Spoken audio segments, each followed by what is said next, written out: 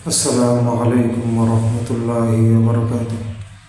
إن الحمد لله والصلاة والسلام على من لا نبي بعده. أما بعد فأعوذ بالله من الشيطان الرجيم. بسم الله الرحمن الرحيم. اقرأ باسم ربك الذي خلق خلق الإنسان من علق. وقال رسول الله صلى الله عليه وسلم خيركم من تعلم القرآن وعلمه. صدق الله العظيم وصدق رسوله النبي الكريم. আল্লাহ তাআলার দরবারে শুকরিয়া যে আল্লাহ তাআলা আমাদেরকে একটা গুরুত্বপূর্ণ ভিডিওতে একটা গুরুত্বপূর্ণ অধ্যায় নিয়ে উপস্থিত হওয়ার তৌফিক দান করেছেন। আজকের আলোচ্য বিষয় টিচার হিসেবে আইনি সহায়তা পাওয়া। একজন টিচার সমস্যা হতে পারে, আইনি সহায়তা কীভাবে পাবে এ বিষয়ে নিয়ে আলোচনা করব। আজকের এই অধ্যায়ে 6টা পয়েন্ট নিয়ে আলোচনা করা হবে। কারণ একজন শিক্ষক শুধু পাঠদানি করবেন না, তিনি শিক্ষার্থীদের জন্য একটি নিরাপদ ও সুশৃঙ্খল পরিবেশ নিশ্চিত করতে দায়বদ্ধ একজন শিক্ষক। সেই দৃষ্টিকোণ থেকে আইনি সচেতনতা শিক্ষক জীবনের অপরিহার্য একটা অঙ্গ। এটি শিক্ষকের অধিকার ও দায়িত্ব, শিক্ষকের সুরক্ষা ও ডিজিটাল নিরাপত্তা সহ নানা দিক থেকে শিক্ষা দেয়। এখানে কম বেশি 6টা পয়েন্ট নিয়ে আলোচনা করব। 1 নম্বর পয়েন্টের নাম হলো শিক্ষকের আইনি অধিকার ও সুরক্ষা। একজন শিক্ষকের আইনি অধিকার এবং সুরক্ষা সম্পর্কে 1 নম্বর পয়েন্ট। কর্মক্ষেত্রে নিরাপত্তা সম্মান। কারণ শিক্ষক হিসেবে নির্ভরযোগ্য পরিবেশে কাজ করার অধিকার রয়েছে। হেনস্থা, শ্লীলতাহানি বা কর্মক্ষেত্রে মানহানি হলে আইনি সুরক্ষা পাওয়া যায়।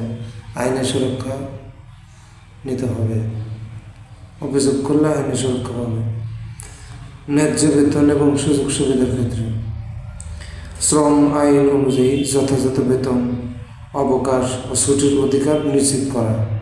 এটা নিয়োগের সময় নিশ্চিত করে নেওয়া উচিত। শ্রম আইন অনুযায়ী যথাযথ বেতন। কারণ আমাদের নুরানি মাদ্রাসায় অধিকাংশ মাদ্রাসায় একটা অভিযোগ, একটা কমপ্লেন হলো বেতন কম। সেজন্য বেতনের বিষয়ে আলোচনা করে নিয়ে নিয়োগ হওয়া দরকার এবং ছুটির অধিকার নিশ্চিত করে নেওয়া দরকার।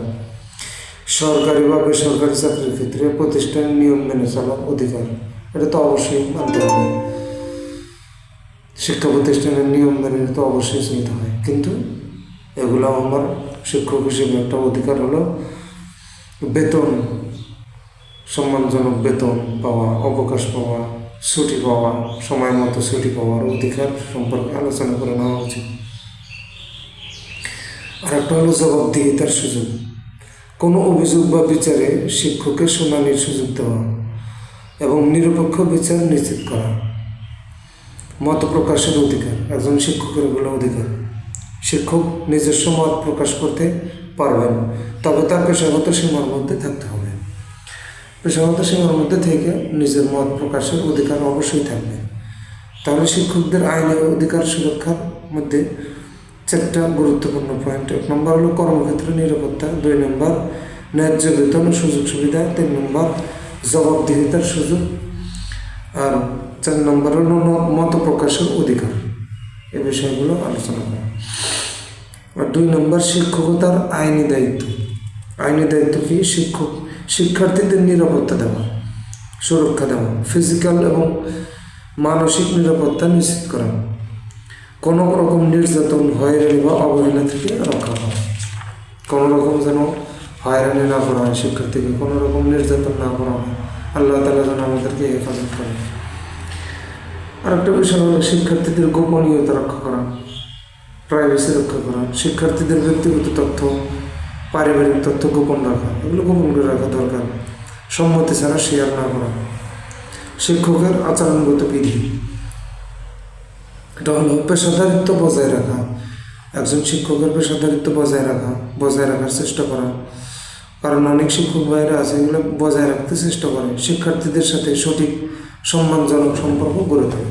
সম্পর্ক যদি করতে হয় তাহলে সঠিক সম্পর্ক গড়ে তুলতে হবে, সম্মানজনক সম্পর্ক গড়ে তুলতে হবে, যাতে করে শিক্ষার্থী থেকে আমি সম্মান পাই, এমন সম্পর্ক গড়ে তুলতে হবে।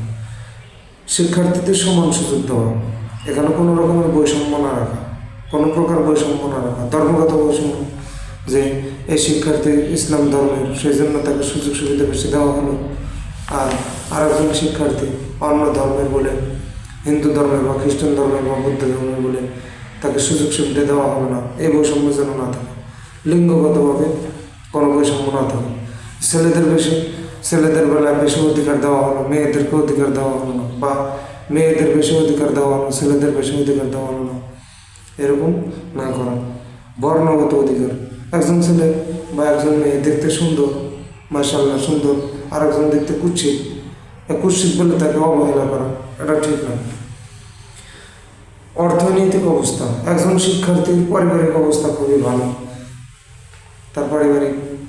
তার পরিবার অনেক টাকা পয়সার মালিক, আর একজন শিক্ষার্থী গরিব পরিবারের শিক্ষার্থী বলে তাকে তুচ্ছ করা, আর ভালো পরিবারের, ভালো সচ্ছল পরিবারের ছেলেকেও দেখে তাকে আগায় নিয়ে আসা, এটা বৈষম্য। সমস্ত বৈষম্য না করা। শিশু সুরক্ষা আইন এবং শিক্ষক। শিশু অধিকার সুরক্ষা আইন শিশুদের প্রতি সহিংসতা, শারীরিক বা মানসিক নির্যাতন আইনত দণ্ডনীয় অপরাধ। শিক্ষক হিসেবে এ ধরনের কোনো আচরণ কঠোরভাবে বর্জন করতে হবে। শিশু শ্রম ও বাল্যবিয়ে একটা গুরুত্বপূর্ণ বিষয়। এখানে আমাদের শিক্ষার্থীদের দেখা যাইতেছে যে অনেক সময়, অধিকাংশ সারা বাংলাদেশে এরকম অভিযোগ আছে যে 12 বছর 13 বছর বয়স মেয়ের হইলে মেয়েদেরকে বিয়ে দিতেছে, বাল্যবিয়ে। শিশু শ্রম, বাল্যবিয়ের বিরুদ্ধে শিক্ষকদের সচেতন ও সক্রিয় ভূমিকা পালন করা উচিত। এক্ষেত্রে আমাদের শিক্ষকদের একটা ভূমিকা থাকা দরকার এই বাল্যবিয়ের ক্ষেত্রে। কিন্তু আমরা শিক্ষকরা ভূমিকা নিয়ে বা কী করবো, যেখানে আইন কোনো ভূমিকা নেয় না। আমি হয়তো বা ভূমিকা নিতে পারি, কিন্তু আইন আবার আমার বিরুদ্ধে আমার অবস্থান নেবে, এটা হয়তো, বা পারিবারিকভাবে আমার বিচার বসবে। এগুলো বুঝাইতে হবে, প্রত্যেকটা পরিবারকে বোঝানো দরকার, প্রত্যেকটা অভিভাবককে বোঝানো দরকার। বিধিনিষেধের জ্ঞান রাখা, শিক্ষা প্রতিষ্ঠানে শিশু সুরক্ষা নীতিমালা মেনে চলা এবং প্রয়োজনে অভিভাবক ও প্রশাসনের সহযোগিতা নেওয়া। সাইবার নিরাপত্তা ও ডিজিটাল আইনি সচেতনতা, অনলাইনে গোপনীয়তা রক্ষা করা। ক্লাসের ভিডিও বা ক্লাসের কোনো রেকর্ডিং বা কোনো ছবি, কোনো তথ্য অনলাইনে প্রবেশ করার যদি প্রয়োজন মনে করা হয়, তাহলে এক্ষেত্রে অভিভাবক এবং প্রশাসনের অনুমতি নেওয়া, মাদ্রাসা পরিচালক পরিষদের অনুমতি নেওয়া বা অভিভাবকের অনুমতি নিয়ে সেগুলো আপলোড করা। যদি তারা অনুমতি দেয় তাহলে আপলোড করে দেওয়ার, যদি অনুমতি না দেয় তাহলে ডিলিট করে দেওয়া। এটা সবচেয়ে ভালো একটা উদ্যোগ। সাইবার বুলিং এবং মানহানির বিরুদ্ধে সতর্কতা, শিক্ষার্থীদের বিরুদ্ধে অনলাইনে হয়রানি বা গালিগালাজ বা মানহানিকর মন্তব্য থেকে বিরত থাকা, অনলাইনে এসব না করা।